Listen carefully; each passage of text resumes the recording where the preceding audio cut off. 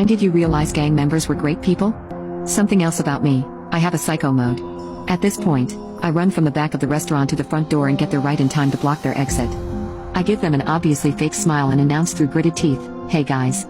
I think you forgot to pay your bill." The girl that had been left in charge responds, with attitude, "You wouldn't separate the check. We all have cards." Me, matching and exceeding her attitude, "I guess it's lucky for you that there is an ATM right next to you, and that I am excellent at math." Every single person in this restaurant is looking at me, with expressions of disbelief.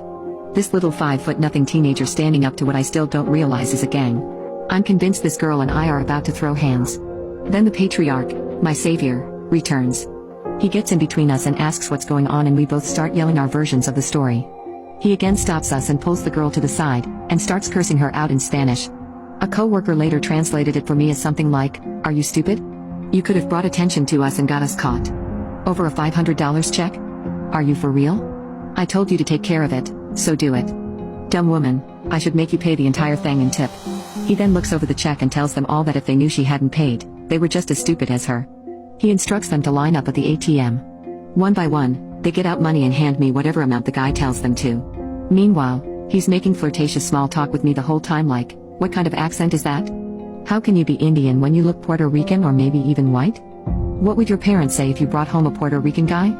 And finally, the question that made me aware of what I had done: would they accept me if they knew I was upper management at an organization?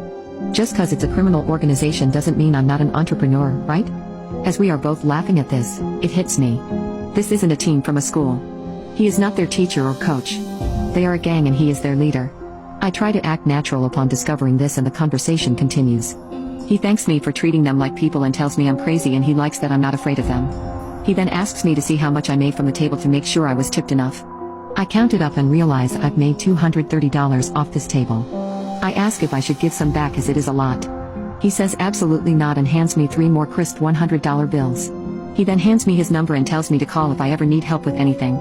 He then says that if I were 15 to 20 years older, he'd insist on a date. But his daughter was there, who turned out to be the girl I nearly fought. He would be afraid she'd tell her mom, his wife. And also, it wouldn't be right to date someone his daughter's age. Then he smiles, tells me good night, and leaves. I did end up calling him about a month later. I had locked my keys in my car and AAA said I'd have a 2-hour wait. I thought his skills might be useful in this situation. True to his word, he was there within 15 minutes.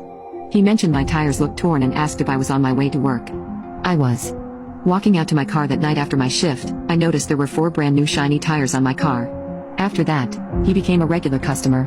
Also, strangely enough, his daughter and I are now great friends too.